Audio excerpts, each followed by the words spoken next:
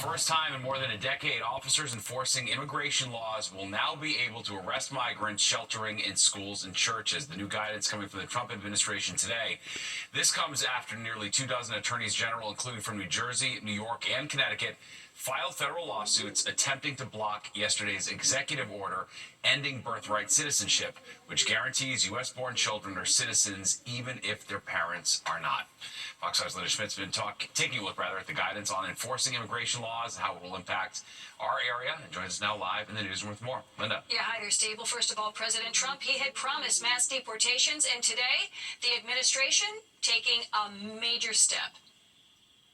Those who commit violent crimes in our city have violated their right to be in our city and in our country. And we're going to continue to collaborate with ICE around criminality.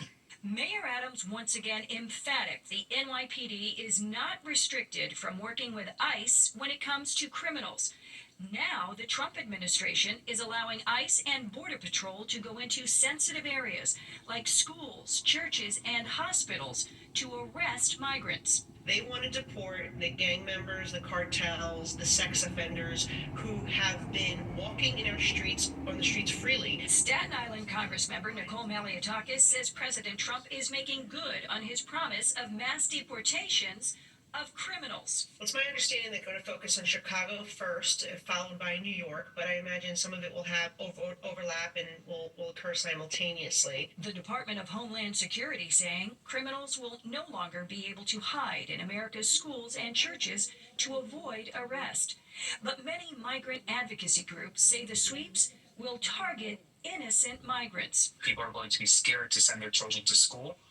They might disenroll their kids from school. People who need health care will not go to hospitals because they fear that ICE might go into the hospital. At St. Paul and St. Andrew Methodist Church on the Upper West Side, their message to ICE and Homeland Security is on the door. To just show up and say, oh, we just want to look around. No, that's not okay. Reverend Kay Carpin says the church has been helping migrants with food, clothing, and other services, including working papers, for years. He says not one has been a criminal. Obviously, if somebody from ICE has a judicial warrant signed by a judge for a particular person who has committed some terrible crime, we would consider that in a different light. Now, I also spoke with an immigration lawyer who says if ICE does decide to pick up migrants who are not criminals, they will not be deported. He says they will have their day in court.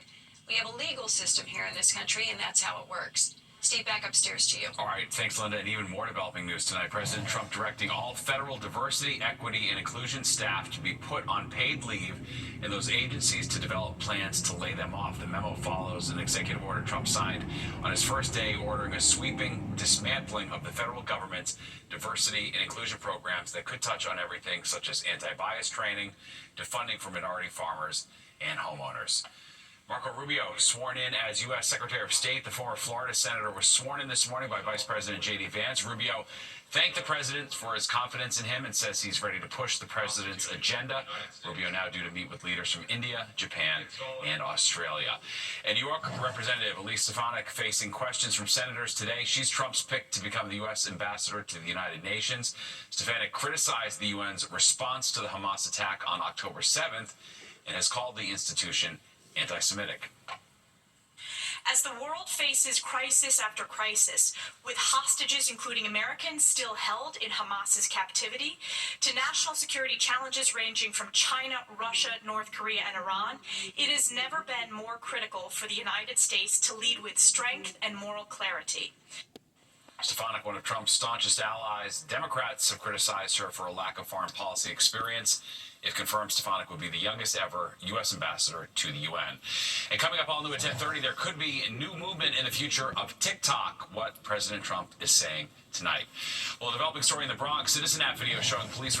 New tonight at 10. In New Jersey, a proposed ordinance to fight homelessness is getting pushback from the community.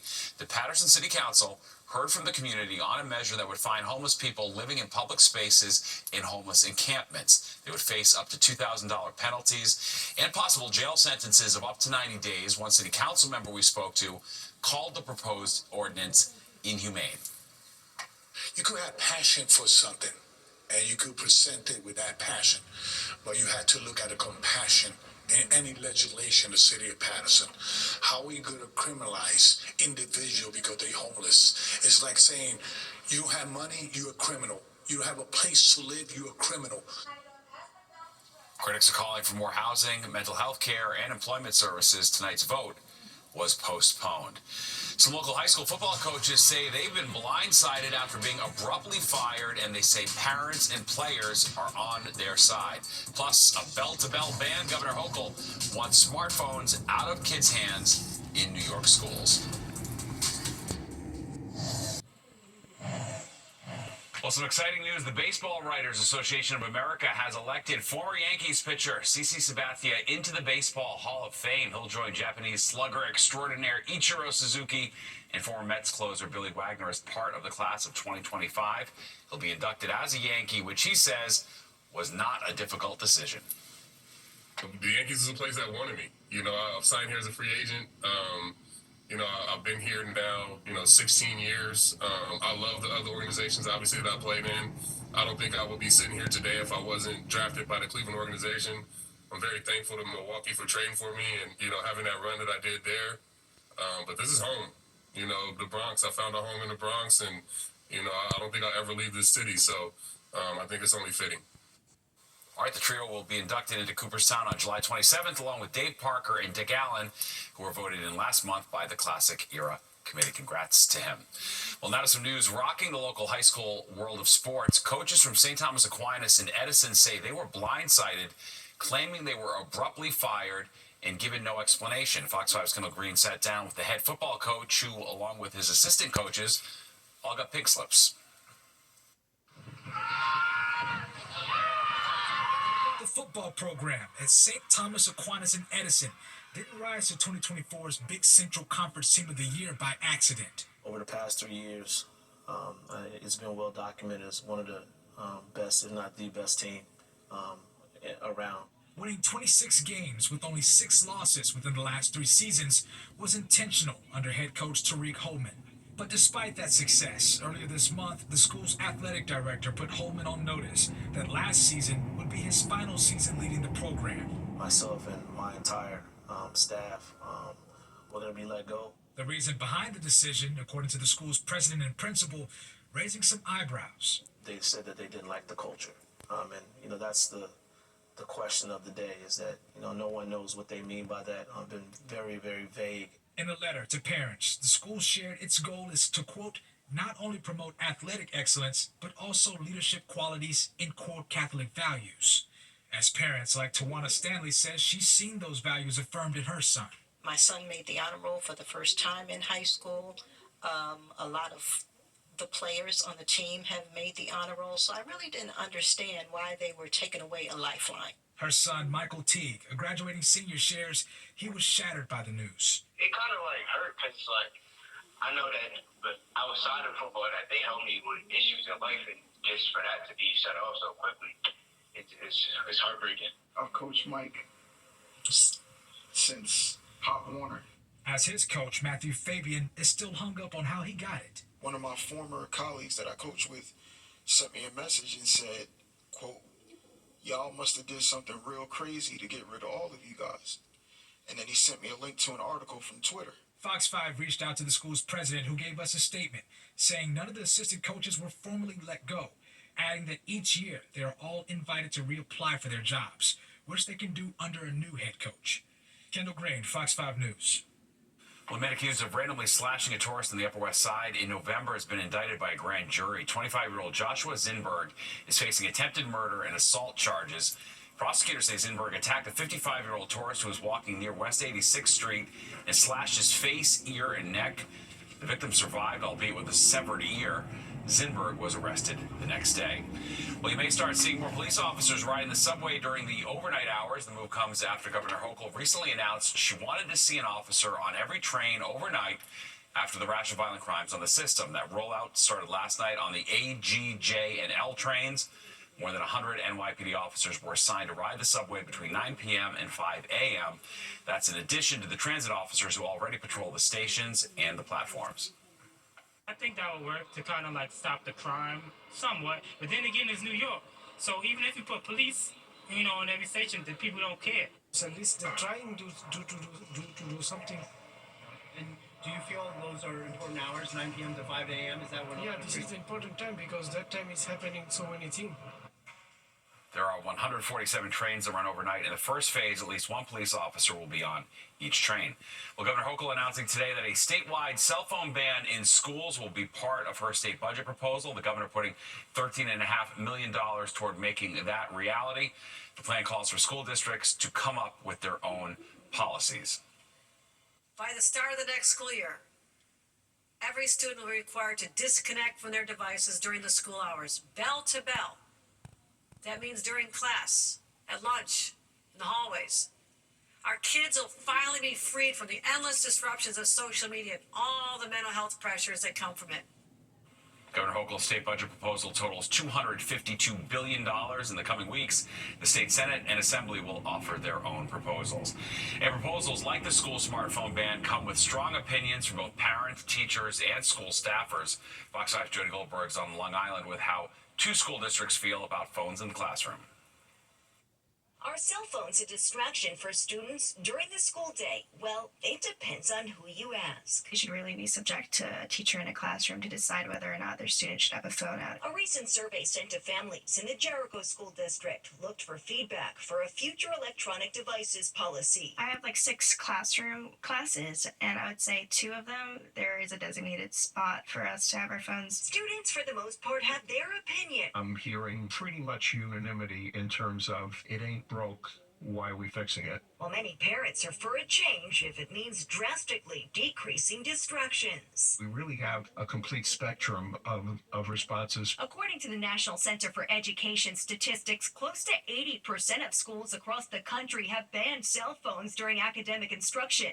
And here in South Huntington, students have gotten used to walking into a class and placing their phone in a pouch. Once we got over the initial issue of I don't have the phone personally on me, kids actually enjoyed saying, you know what, I need that break from it. Over at Walt Whitman High School, phones can still be used between classes and during lunch, but in the classrooms, Principal John Murphy says something had to change. The phone is still in the building. The phone is still in their classroom. If there was truly emergency, you're able to get it. There's always access to that phone. It's just not accessible when you're learning. According to a Common Sense Media report, teens get as many as 237 notifications a day.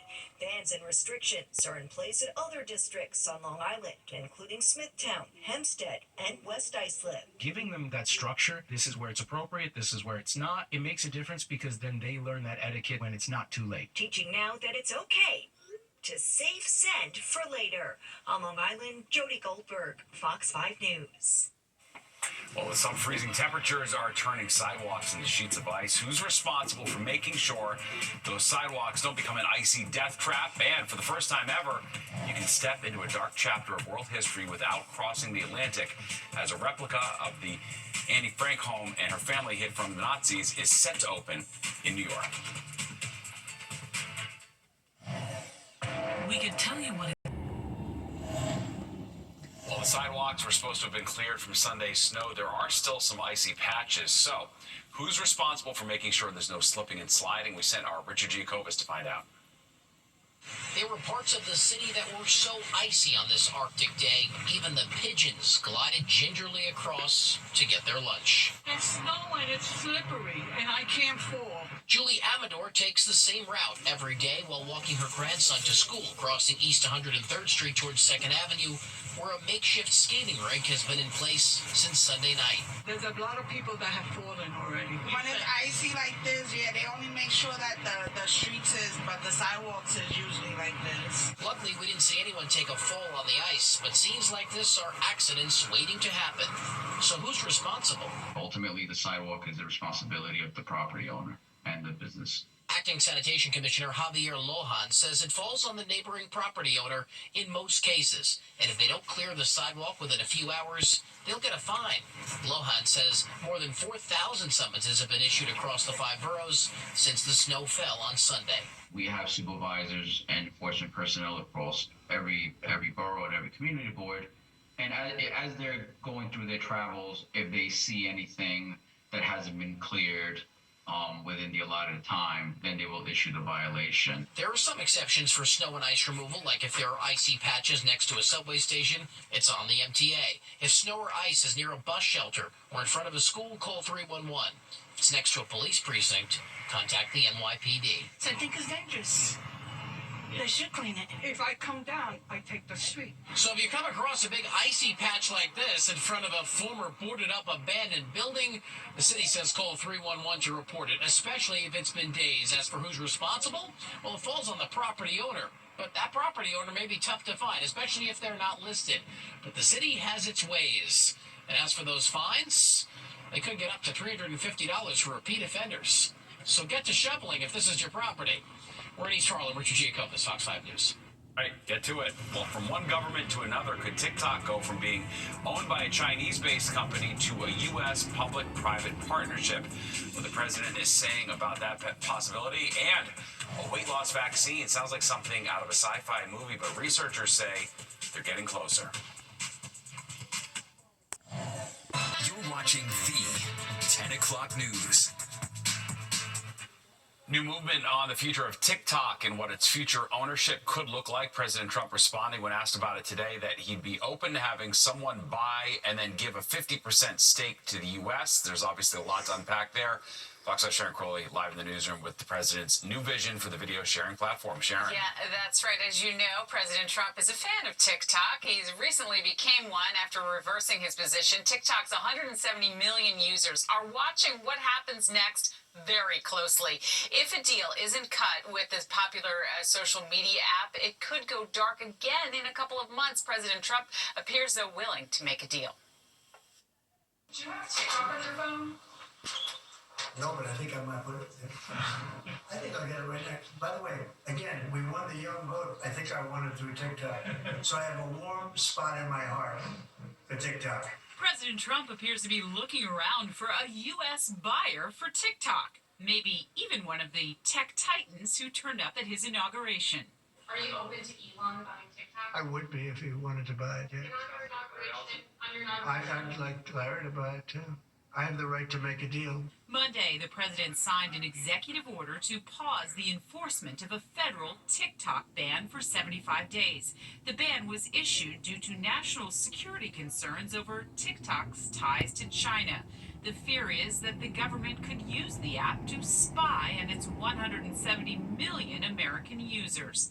The delay on the ban gives TikTok's Chinese-based owner ByteDance more time to sell its U.S. assets to avoid the ban. President Trump would like the U.S. to have a 50% ownership position in a joint venture. So what I'm thinking about saying to somebody is buy it and give half to the United States of America, half, and we'll give you the permit. And they'll have a great partner, the United States. What he's saying is, I mean, you really break it down, it goes back to, harkens back to his first book, The Art of the Deal. He wants a piece of the pie. And he's saying, if you want to cross our borders, whether it be digitally or physically, you need to compensate us for that. And that's been a tenet of Trump's campaign for years.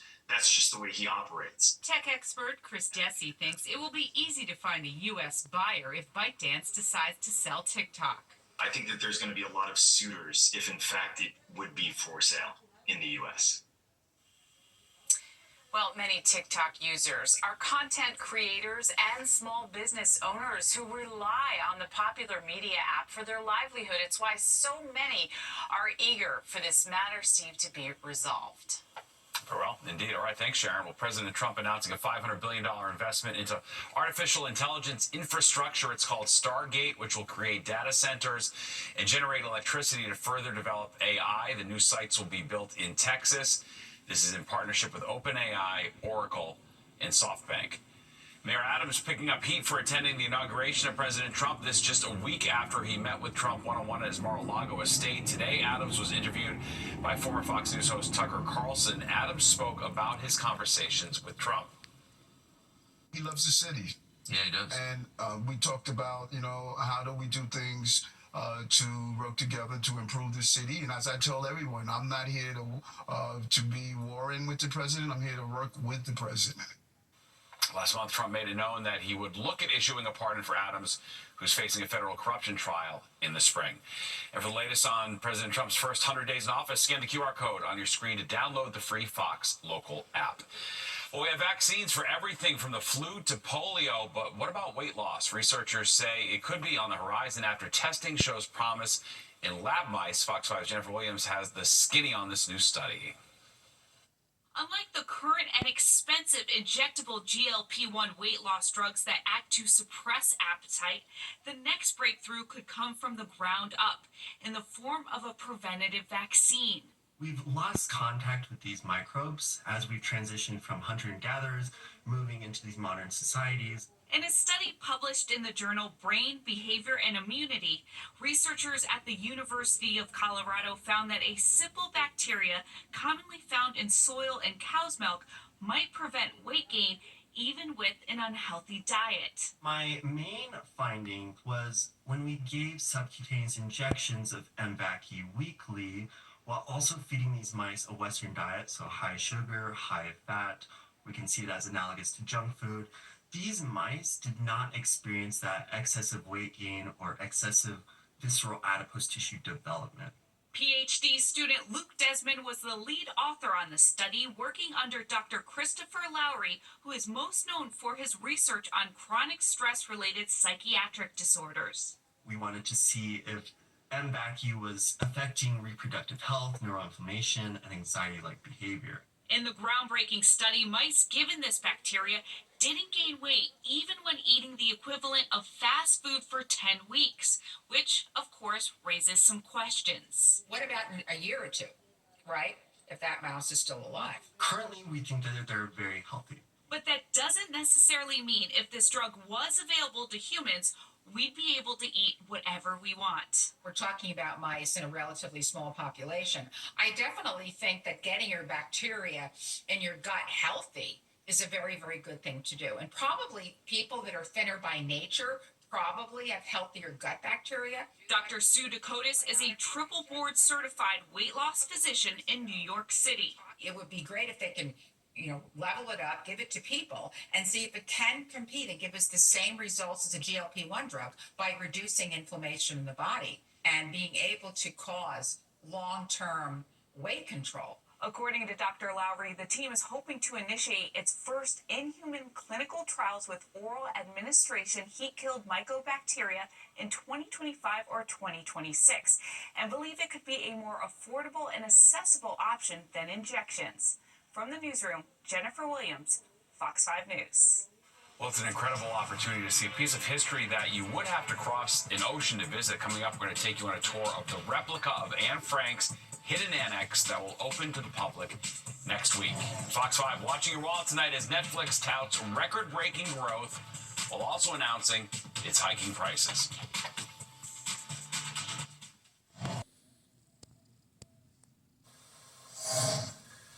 For the first time, you can see the annex where Anne Frank and her family hid from the Nazis without traveling to Amsterdam. A full-scale recreation has been put together as part of a special exhibit here in the city. Fox 5's Haley Fixler takes us on a tour ahead of its opening next week. Her words have been translated into more than 70 languages.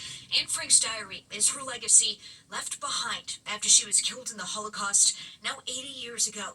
And for the first time, people no longer need to travel to Amsterdam to get a first-hand look at where the Frank family hid from the Nazis for more than 2 years and to discover their story.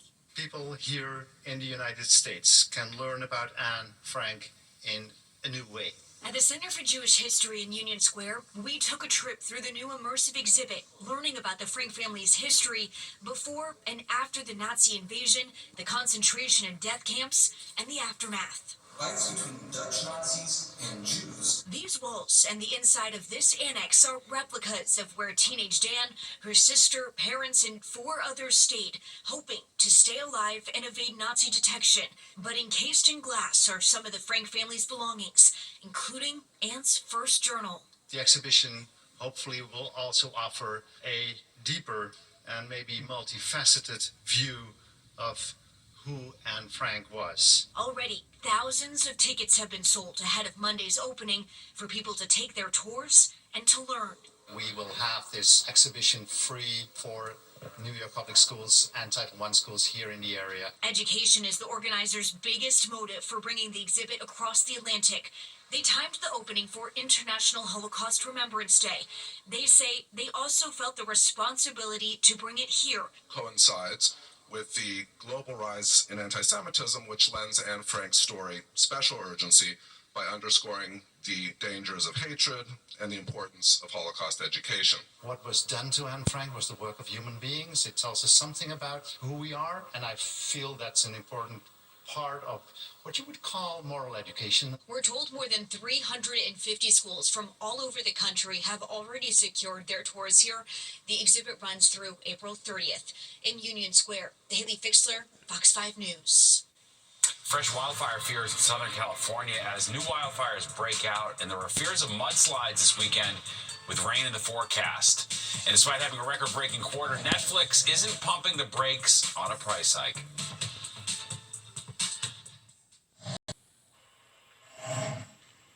Netflix taking the streaming wars to new heights tonight, announcing a subscription price hike even after saying it had its biggest quarterly increase in subscribers ever. Fox 5's Teresa Priolo breaks it all down for us. Well, everything's a money grab, so just get it while you can.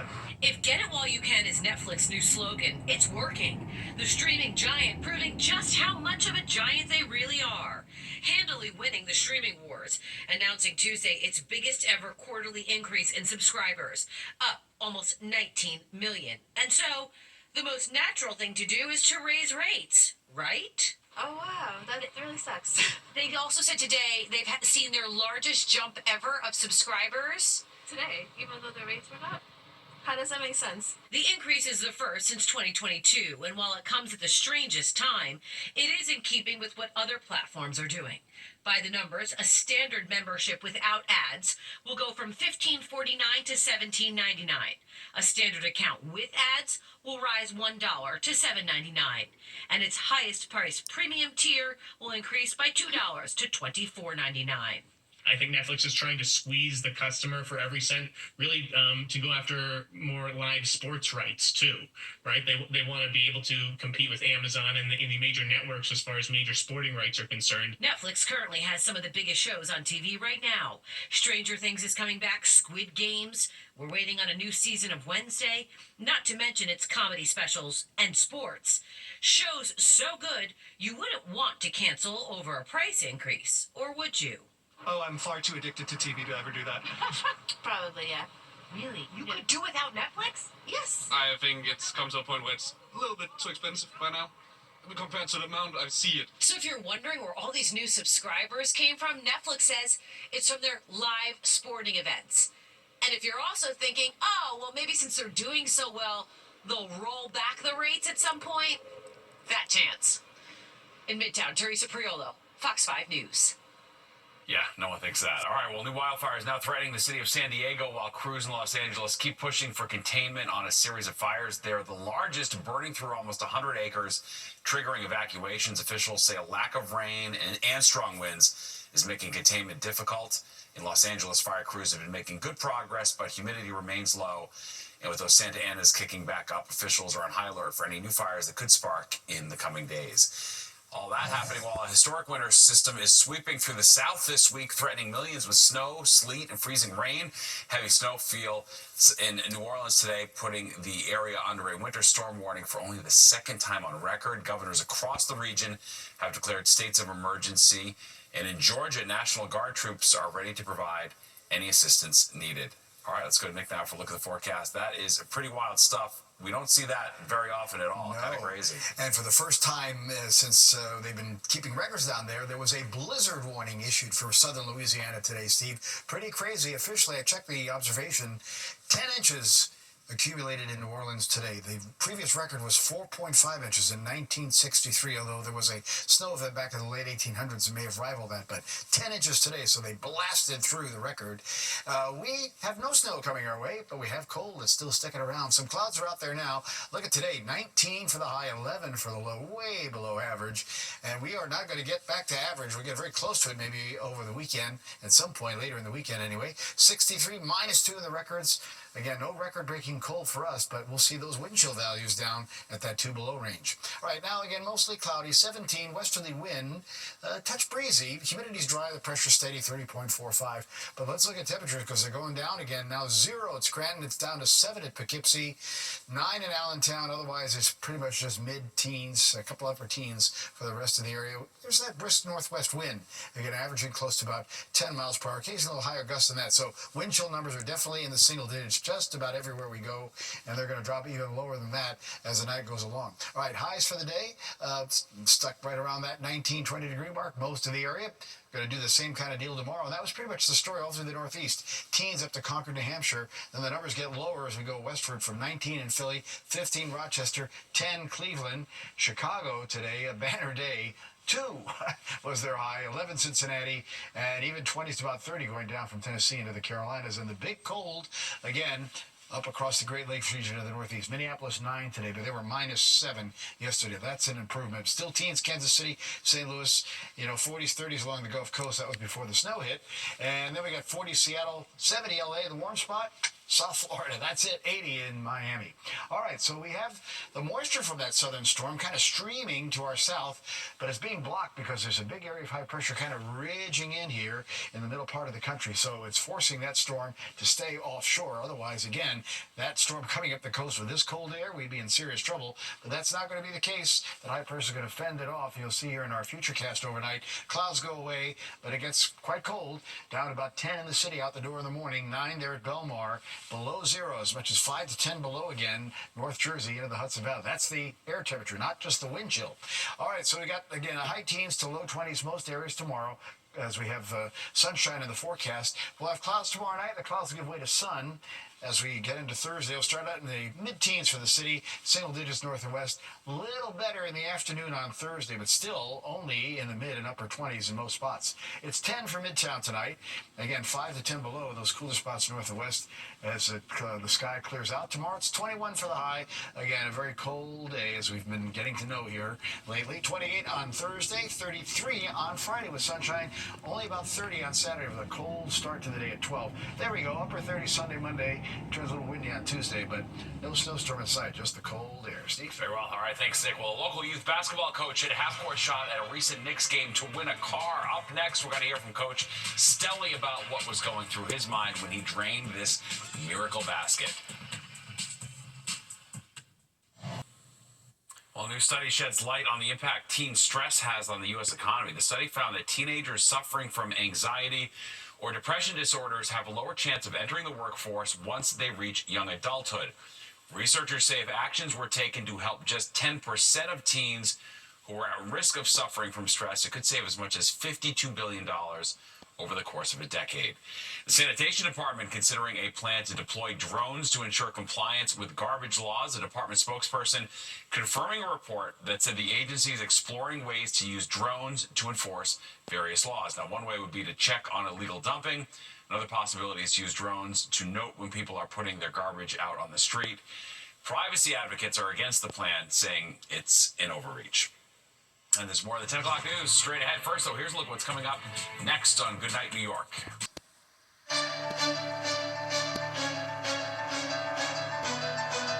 Introducing a symphony of new possibilities at Seminole Hard Rock Hotel and Casino. With live crafts, roulette, and sports betting, alongside our classic ensemble of slots, blackjack, and baccarat. Escape awaits. Visit hardrockholly.com for more info. Touches of black. They stand for elegance, refinement. They make you see everything in a new light.